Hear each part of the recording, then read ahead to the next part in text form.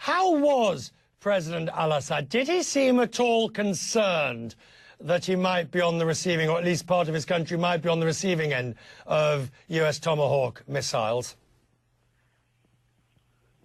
President Bashar al-Assad, whom I met this morning, was calm but extremely concerned by the situation, and he wanted to show that he was not living in a bunker. I met him in a house on a hill beside the presidential palace, but with a very limited security system. I was not.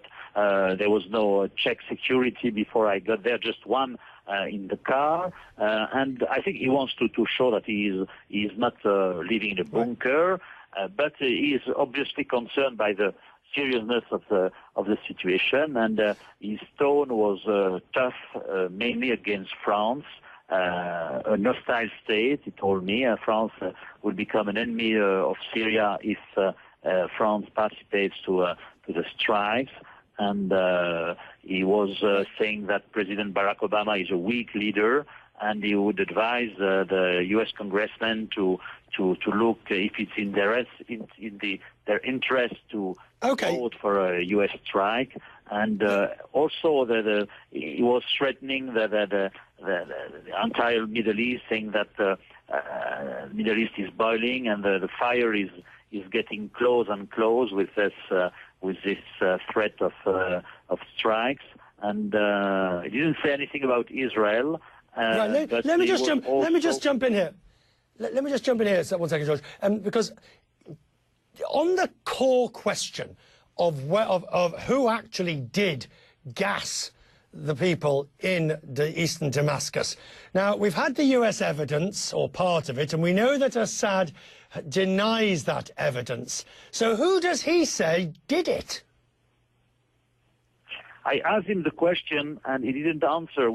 He told me that there was no logic that its army at this time was progressing, achieving some progress in the Ghouta, in the neighborhood of Damascus, which is true according to independent sources. There was no logic that his own army, his own regime, used non-conventional weapons, while conventional weapons bring some progress.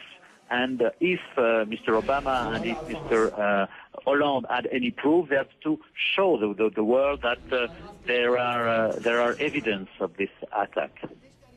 And did you get the impression of a man in control of events, or a man who is being led by events? It's hard to tell, but he didn't give me the impression that he was not on control of the situation. He is completely assuming all the violence which happened in this country for the last 2 years.